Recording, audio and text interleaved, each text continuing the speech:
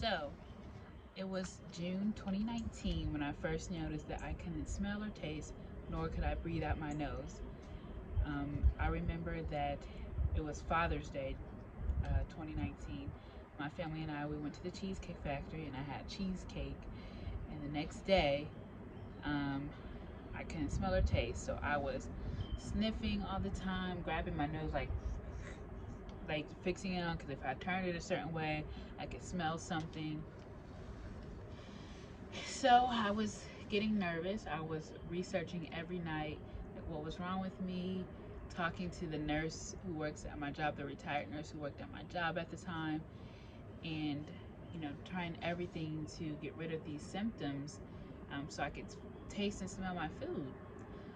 I was feeling so depressed, and I had a lot of anxiety, and I cried a lot of nights because I did not understand why I couldn't smell or taste, especially me being a person who loves to cook, who loves to eat as well. So I was just enduring a lot of mental pain. It didn't hurt that I couldn't smell or taste, but I'm just like, what is this, So it was August 1st when my health insurance finally kicked in, and I was able to go to the emergency room, which was a big mistake. I should have went to urgent care, because I got charged like $2,000 for that emergency visit.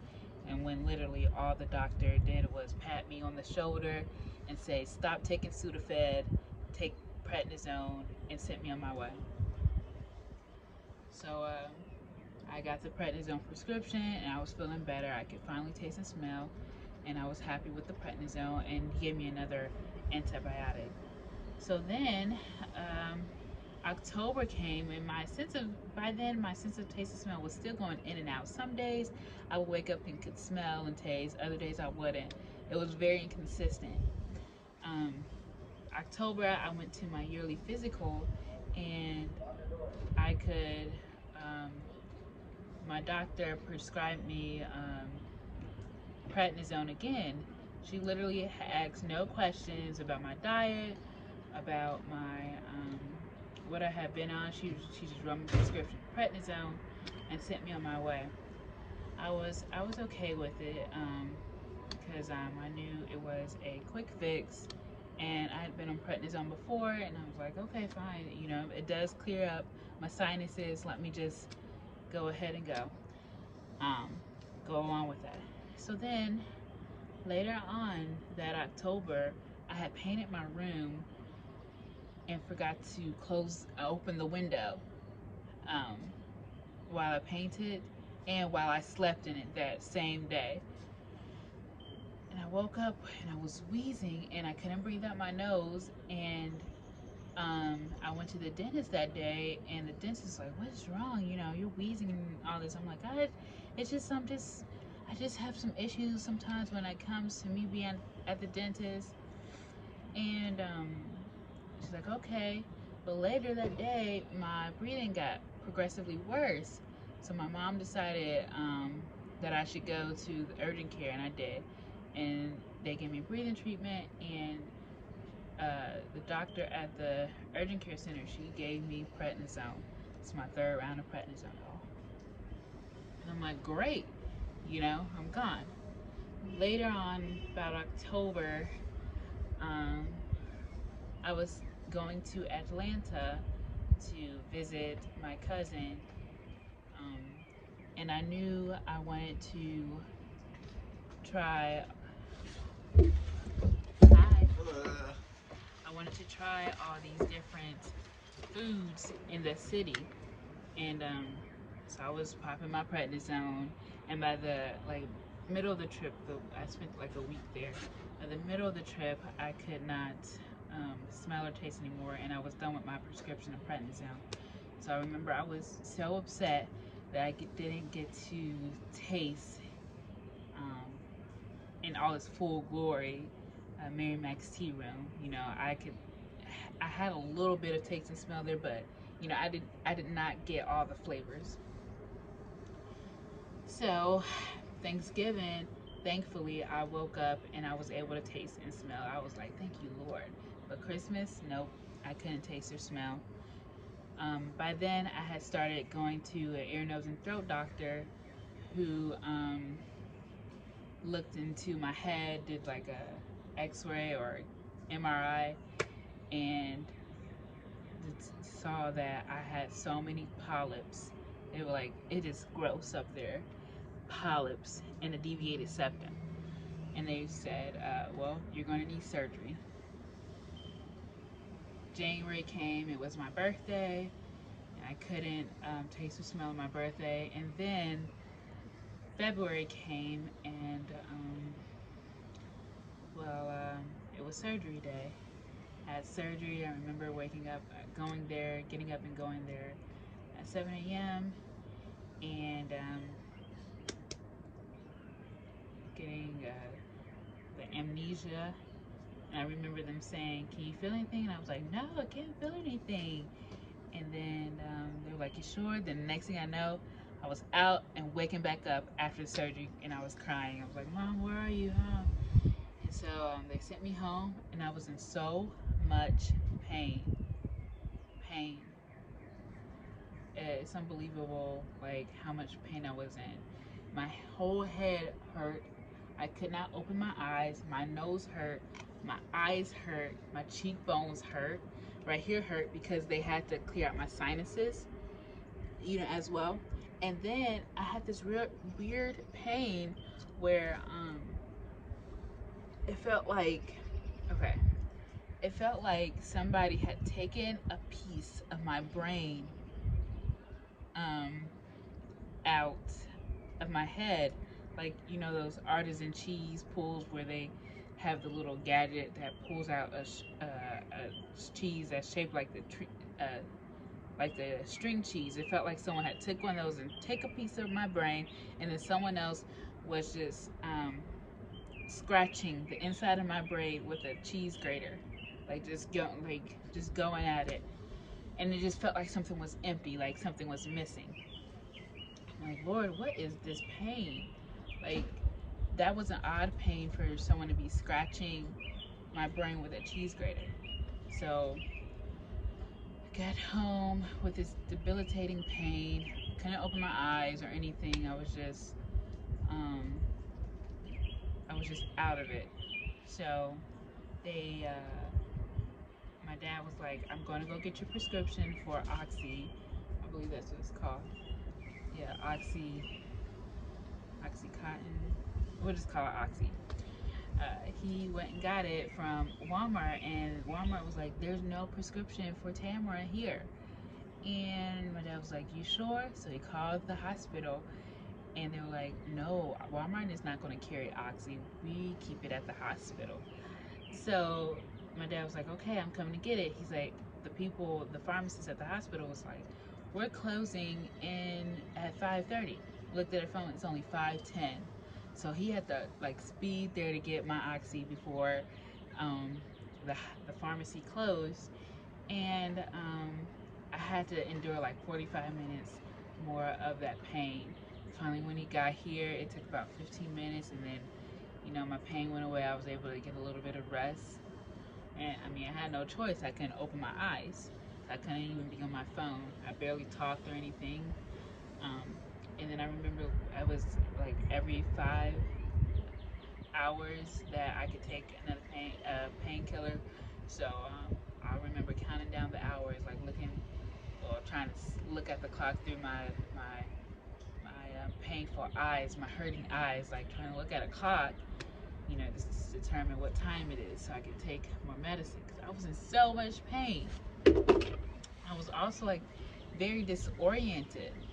I even somehow missed the door to go to sleep in my room and ended up in my sister's room. She wasn't there, but I ended up sleeping in her bed. That when I woke up in the morning, my parents were asking where's Tamara? Because they couldn't believe I was in my sister's bed, because that is so unlike me. I'm one of those siblings, I never go into my siblings' room. I respect their privacy. I never go in there. So for me to be sleeping in my sister's bed, yeah, so I was out of it. Anyway, the next day, both of my parents went to work, and I don't know why they left me alone, because I called them like, I cannot, I was totally dependent on someone else. I still had that pain in my head. I just felt horrible, just totally horrible. And then as time went on, I felt a little better. I was still consistently taking the oxy. I was just feeling terrible. Anyways, I felt a little better by like day 5, but then all of a sudden the pain returned, and it was like the worst pain ever once again. And I could not leave the house because I was still in so much pain. So I was taking my medication consistently again, and everything was okay for a while. So then it had to be the 8th day that I finally told my dad that I was ready to go out the house, you know, back to normalcy. So like, take me to the mall area so we can go to Marshall's and TJ Maxx and Macy's, because they were having some deal on some pillows or something. I went to Macy's and I began to feel sick in my stomach, which is a side effect of oxy. And we took the highway home, and I remember like feeling so sick in my stomach. So I understand why those who are addicts, you know, they often end up passed out, you know, on the highway, because like that motion, my Lord, my stomach was terrible, terrible. So anyway, went back home, and I just recovered from my house for like the rest of the time. So I was out 2 weeks. Then I got to go to back to the doctor and get the padding out of my nose. So it was 2 clear pieces of plastic about the size of my shades that were in my nose. And when they pulled them out, I was like, how could that fit in my nose? Like, it, oh my God, it was so weird. It was so bloody. This is kind of morbid, but it was an interesting feeling, those coming out. And I could taste and smell a little bit, but then I went back the next week, and the doctor cleaned out my nose, and you know, I had my full ability to taste and smell. So me and my mom went to Cane's, so I was doing pretty good, you know, after that, you know, keeping everything clean and everything.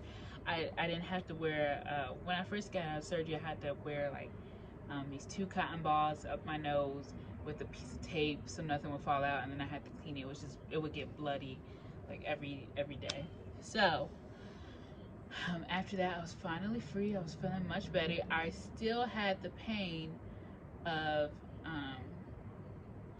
the cheese grater in my head, which I didn't tell you all about. I actually had a fungus going like on the nasal tract or something, which like all the doctor said when he explained it to me, and my parents, like, he was like, I just had like fungus growing like up here, because this is where I felt the pain.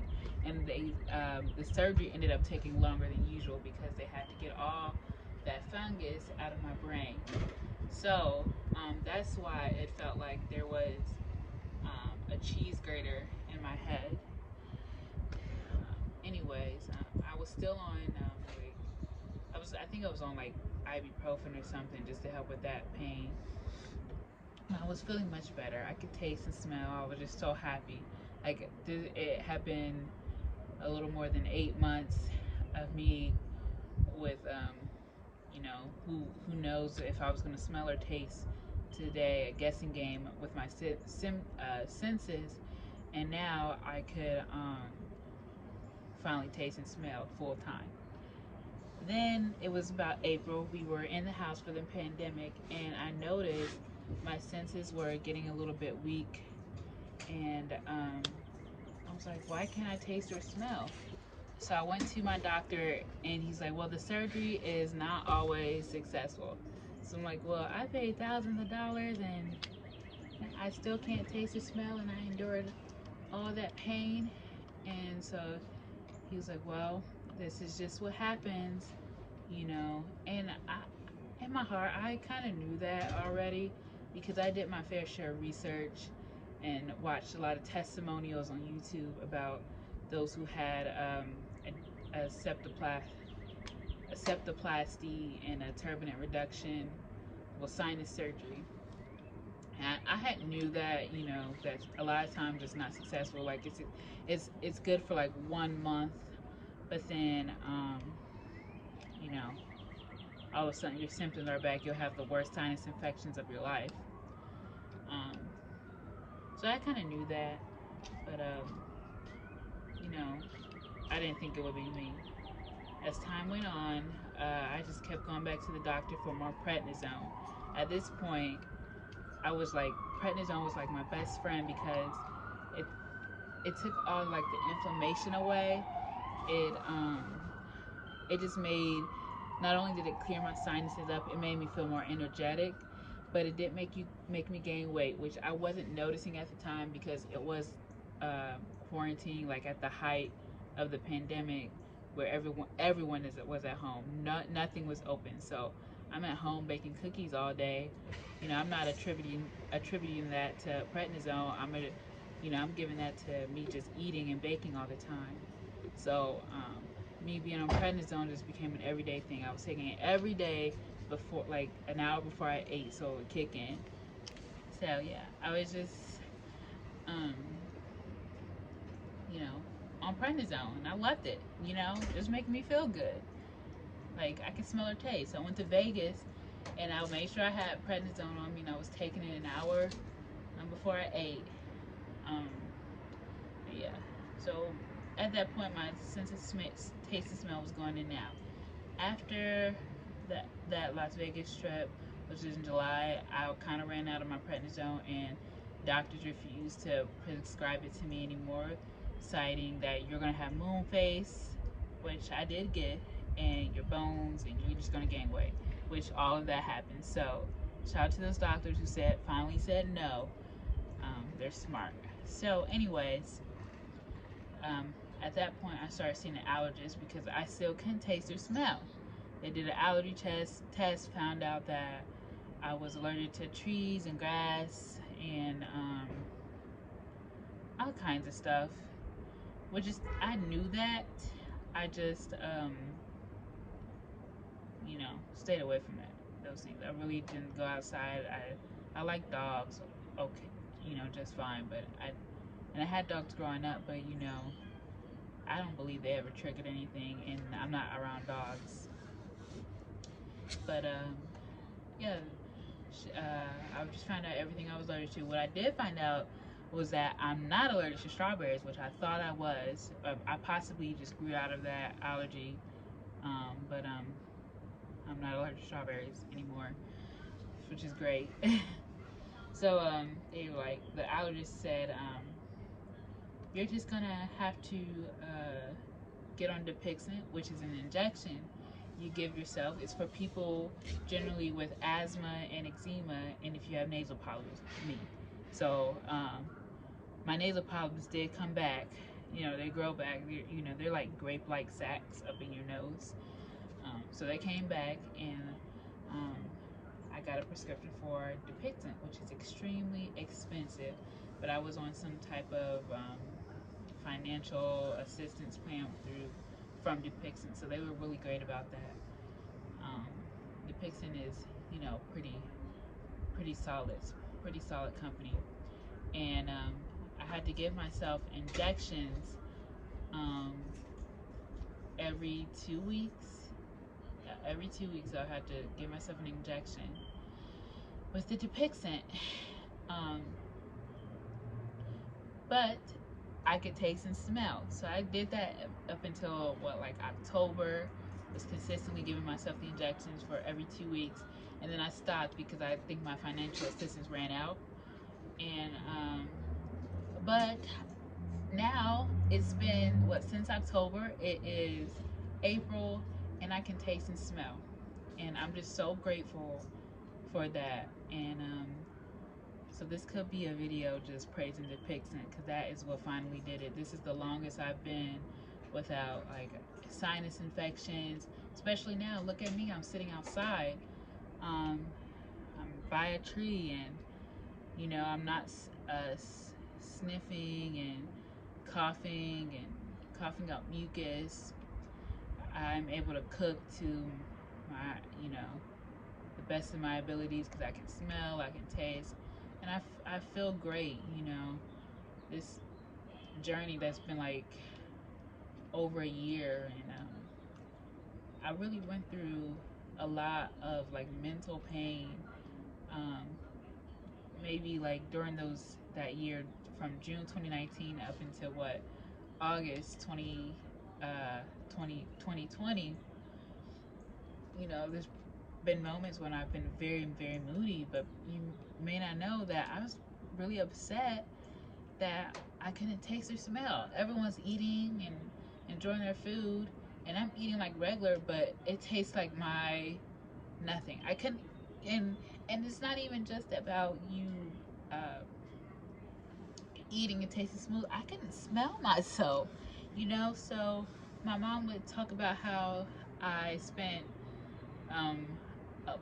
a lot of time in the shower is because I was just trying to scrub my body just so no one would smell me, like just in case. Like I did not know. That's how like nerve-wracking it was. You can't tell if you smell bad. Now I've never gotten any complaints, but you never know. You know, you can't smell. If you smell well, can't taste your food. You don't know whether how something else tastes. One time I was cooking something and I couldn't smell it burning. I could have started a fire if I wasn't like looking at the smoke go up.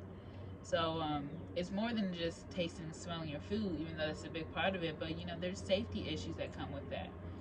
I remember I was watching my little cousin, who's a baby, and my aunt, who came by me, she's like, "Tamara, you don't smell that?" I'm like, "No, I changed baby's diaper, and it's just it's gross, you know." And imagine if I had like a kid or something, I can't taste, I can't smell anything. How am I gonna know, the baby, did his business? It's just things like that, you may take for granted. And I'm grateful. I won't say that this situation was minor, but I'm grateful it was just taste and smell, that there was a fix, because I know there are far worse ailments to have. But it was definitely an experience for me, and I'm just grateful that I could overcome that. Thank God, because it's a miracle. No, I can't explain how much pain and mental anguish I was in from June 2019 up until August 2020, with not being able to smell or taste, enjoy food. And not only that, I gained a lot of weight because I would wake up in the morning and I would say, "Okay, Lord, I'm going to Chick-fil-A. It's the Lord's food. I should be able to taste it. Please, God, this is my taste test."